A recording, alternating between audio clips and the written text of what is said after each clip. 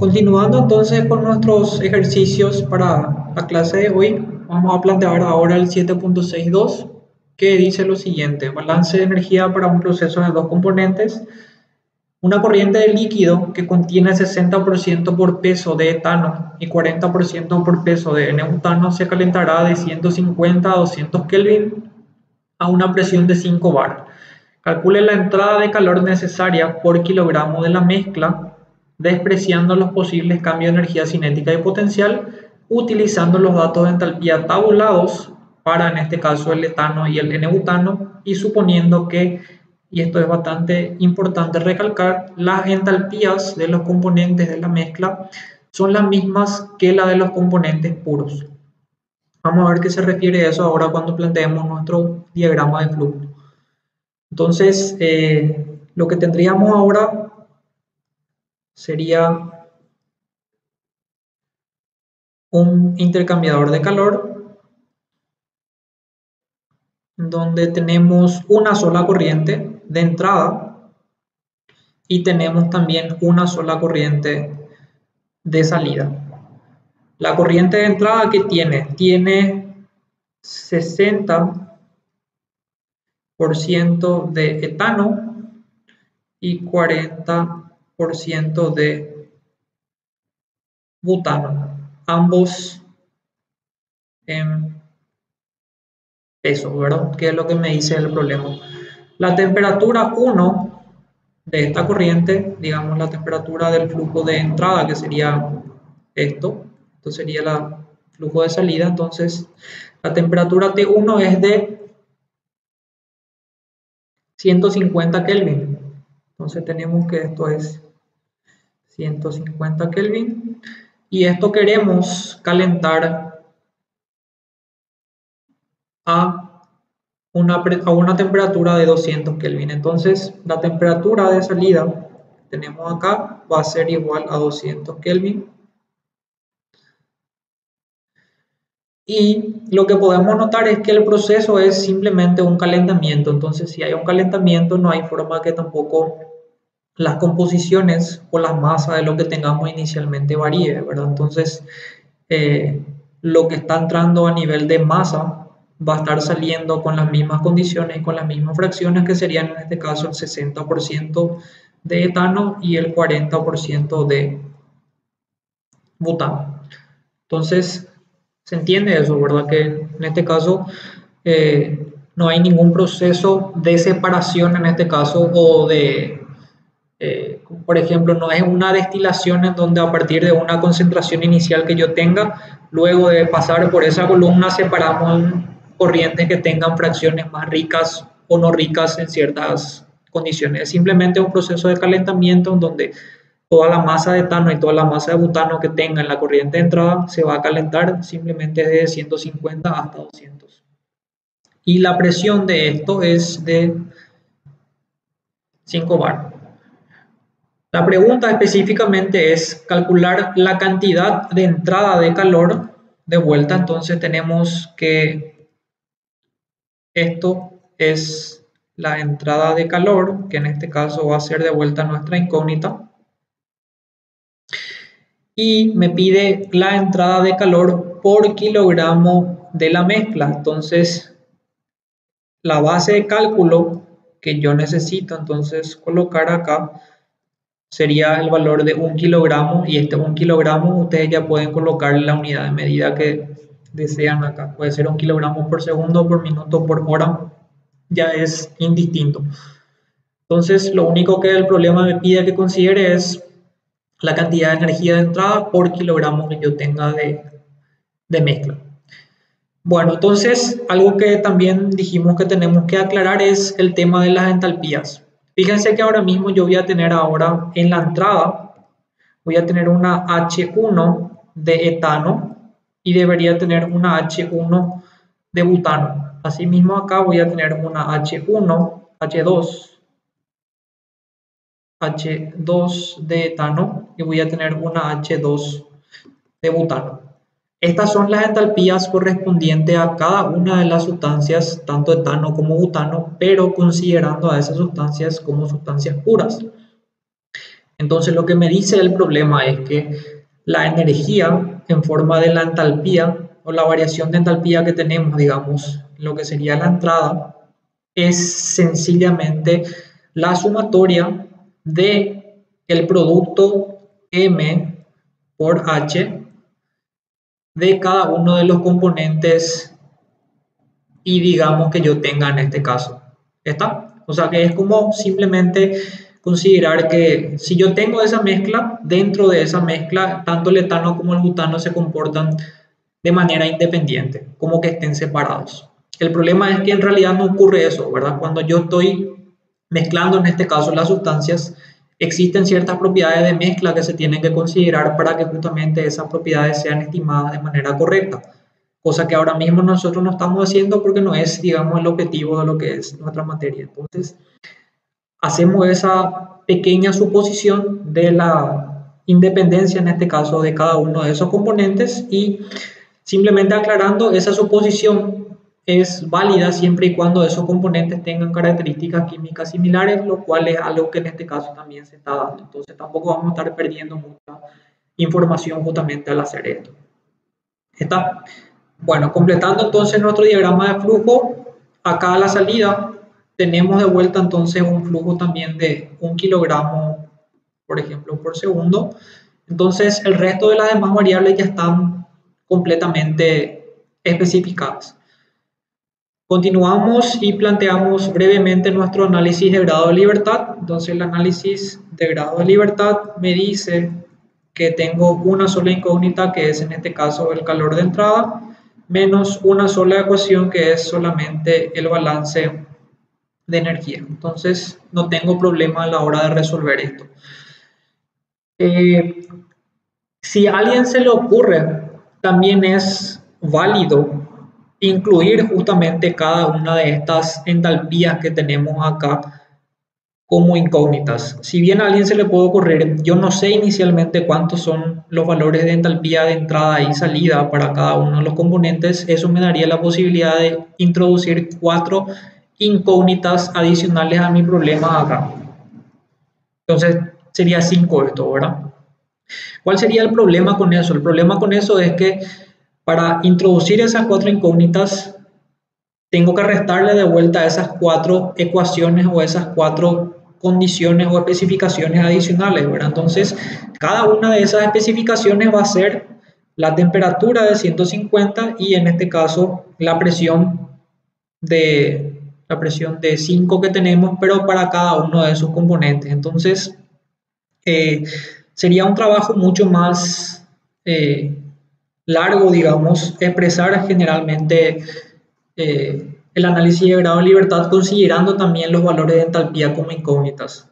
Yo recomendaría que directamente como incógnita más que nada siempre se trate de colocar el valor del calor, valor de trabajo o en este caso valores digamos ya concretos de delta H o de H en este caso si es que es una incógnita específicamente del problema. ¿Verdad? Si el problema me dice calcular la entalpía de tal corriente, entonces en esa condición sí vamos a suponer que esa entalpía se va a calcular con un balance y no se va a calcular mediante alguna tabla o algún medio similar. Entonces, como recomendación, tengan en cuenta esto. Traten de expresar siempre esto de la manera más sencilla posible para no entrar en confusiones. Ahora seguimos entonces y planteamos de vuelta nuestro balance de energía. Entonces, el balance de energía va a ser delta H más delta energía cinética más delta energía potencial, que el problema me está pidiendo que de alguna manera desprecie, y esto va a ser simplemente igual al calor de entrada más el trabajo de flecha, que también va a ser nulo en este caso. Entonces, de vuelta, nuestro calor de entrada va a ser igual a ¿qué? Va a ser igual a la sumatoria de los flujos M de salida por H de salida menos la sumatoria de las corrientes de M de entrada por H de entrada. ¿Cuál es la diferencia, digamos, de este problema con respecto al anterior? Y el problema es que por más de que yo tenga ahora mismo una entrada y una salida, no tengo en realidad solamente una entrada o una corriente de entrada porque tengo dos componentes. Anteriormente, en el ejercicio anterior, teníamos un solo componente que era el agua y el vapor de agua, ¿verdad? Entonces, en este caso, para ser un poco más específicos, entonces vamos a volver a escribir esto y vamos a escribir las corrientes de salida. ¿A qué corresponden? Corresponden a la masa de etano por la entalpía 2 del etano. Creo que esa es la nomenclatura que utilizamos, H2 de etano, que es simplemente E, más la masa de butano por la H2 de butano. Esta sería la corriente de salida entonces. ¿Se entiende? O sea, básicamente esto sería la corriente que tenemos acá. ¿Sí? Bueno, y a esto le restamos entonces, le restamos la masa de etano por la H1 de etano más la masa de butano por la H1 de butano. Y esto es lo que corresponde a nuestras entradas. De vuelta, para que yo pueda calcular esto, necesito los valores de las entalpías de entrada y de salida. Entonces nos volvemos a fijar en el problema y vemos que la corriente de entrada está completamente definida. ¿Por qué? Porque tenemos la temperatura, que es esto, y tenemos la presión, que es esto, constante durante todo el proceso. Y para la salida también tenemos completamente definido, porque conocemos también la temperatura y conocemos también la presión. Entonces no habría ningún tipo de problema a la hora de obtener esos valores de entalpía. Vamos a escribir esto una vez más para que quede, digamos, ya expresado en función a las variables que tenemos en el problema. Y simplemente lo que faltaría aclarar serían los flujos M de etano y M de butano, ¿verdad? Entonces el flujo de M de etano es simplemente el 1 kilogramo total que tengo, que es la base de cálculo que el problema nos da, por la fracción de etano, que en este caso era igual a, la fracción de etano es de 60% en peso. Entonces eso quiere decir que esto va a ser por 0,6 kilogramos de etano por kilogramo, ¿verdad? Entonces esto es simplemente 0,6 kilogramos de etano. Y lo mismo para esto, ¿verdad? Tenemos que para 1 kilogramo total, esto corresponde a 0,4 kilogramos de butano, y nos quedaría entonces 0,4 kilogramos de, bueno, esto si colocamos por segundo, creo que era, entonces sería kilogramos por segundo, y esto sería kilogramos de butano por segundo, ¿verdad? Entonces eso es lo que tendríamos que reemplazar acá arriba en cada uno de los flujos de etano y de butano, tanto los flujos de entrada, que serían esto de etano y esto de etano, entrada y salida son iguales, y esto que es para el butano, entrada y salida también son iguales, ¿verdad? Entonces con esto ya es suficiente, o ya tenemos esa información. Bueno, y lo que vamos a ver ahora es como ejemplo cómo sacar, digamos, algunos de estos datos de ES, para que justamente ustedes puedan hacer esa comparación entre obtener estos valores a partir de una tabla de datos, que en este caso debería estar disponible en la bibliografía que manejamos, que sería el Felder, y puedan contrastar, digamos, con lo que tenemos acá, ¿verdad? Entonces vamos a tomar los datos, por ejemplo, para las corrientes de entrada. Así repasamos de vuelta cómo sacar esos datos de entalpía para algunas corrientes que no sean necesariamente agua. Y tenemos que la temperatura T1 es de 150 Kelvin y la presión 1, la presión P, es igual a 5. Siempre especificando que la temperatura en este caso debería estar en unidades de Kelvin y la presión debería estar en unidades de bar. Entonces, la H1 de etano va a ser igual a ¿qué? Va a ser igual a nuestra función de entalpía. Y si se acuerdan, justamente para repasar esto, vamos a volver a mencionar lo que habíamos dicho en la clase anterior, que es básicamente la diferencia que hay entre el etano como tal, se puede expresar como en este caso C2H6, que es lo que me da, digamos, el problema como dato. Ahora me dice inicialmente C2H6 y el N-butano que sería C4H10. Habíamos mencionado que cuando yo tengo la entalpía de un compuesto expresado con una fórmula molecular como esta, como se fijan acá abajo, solamente depende de una variable termodinámica que es la temperatura. Y esto se da solamente en condiciones de que el gas se comporte como un gas ideal, ya que para un gas ideal la presión no influye en esos valores de entalpía. Lo correcto para nosotros, si tenemos datos de temperatura y presión, es utilizar el nombre correcto de nuestro flujo o de nuestra corriente o nuestro componente, que en este caso era etano. Bueno, entonces etano sería esto. Y calculamos la entalpía entonces del etano a la temperatura T1 y a la presión de 5, que en este caso es de este valor. Lo mismo hacemos para la H1 del butano. Entonces, en vez de etano, vamos a buscar el otro componente que sería entonces el butano o N-butano. Encontramos esto acá como N-butano y obtenemos de vuelta la entalpía para el etano y para el N-butano.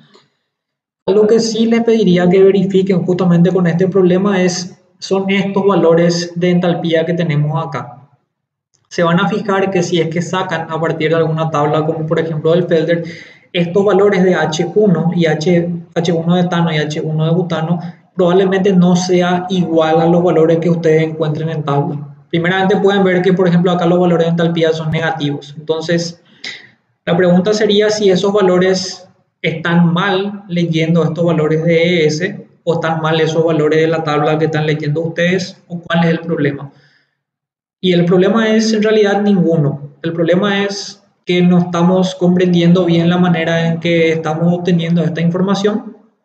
Y para entender eso voy a volver a repetir lo que habíamos mencionado también en la clase anterior, que era la manera de obtener estos valores de entalpía. Dijimos que yo no obtengo estos valores absolutos, sino lo que obtengo es una referencia o una diferencia, mejor dicho, entre lo que sería cuando yo miro, evalúo, por ejemplo, una entalpía H1, esa H1 en realidad es la H1 menos una H de referencia. Y lo que normalmente se hace es que esta H de referencia sea igual a 0. Entonces yo no estoy midiendo en realidad un valor fijo, sino que lo que mido siempre es un cambio de delta H entre el valor que yo quiero con el estado de referencia.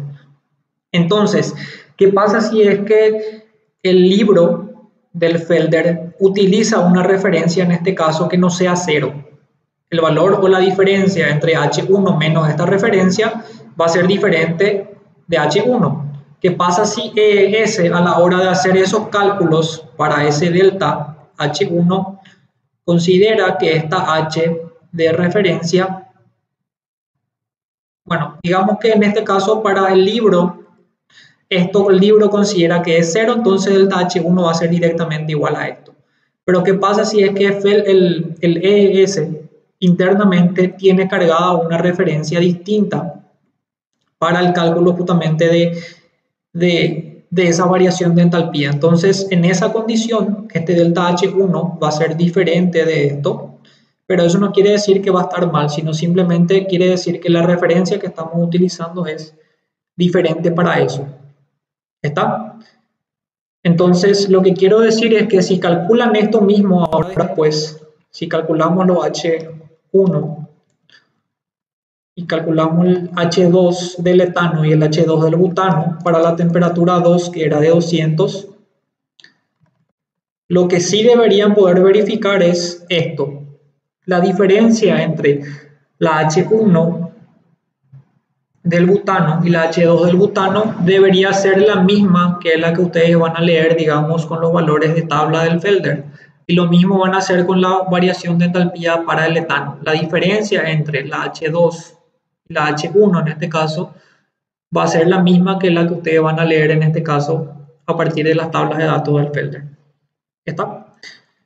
Si esto nos queda lo suficientemente claro ahora, tampoco es cuestión de desesperarse y preocuparse, ya que todo lo relacionado a los sistemas de referencia y el procedimiento de cálculo vamos a ver en el siguiente capítulo después de estos balances de energía que estamos viendo ahora. Sí, simplemente quiero aclarar que si es que tienen esos valores distintos entre una tabla y ES, no quiere decir que o ES está mal o la tabla está mal, sino que simplemente son distintos valores de referencia que se están utilizando para el cálculo de esas entalpías. ¿Está? Bueno, entonces creo que acá no quedaría tampoco más que simplemente reemplazar esos valores de entalpías en la ecuación general del balance que tenemos acá y a partir de esto despejaríamos el valor de nuestra incógnita que sería el calor de entrada, ¿verdad?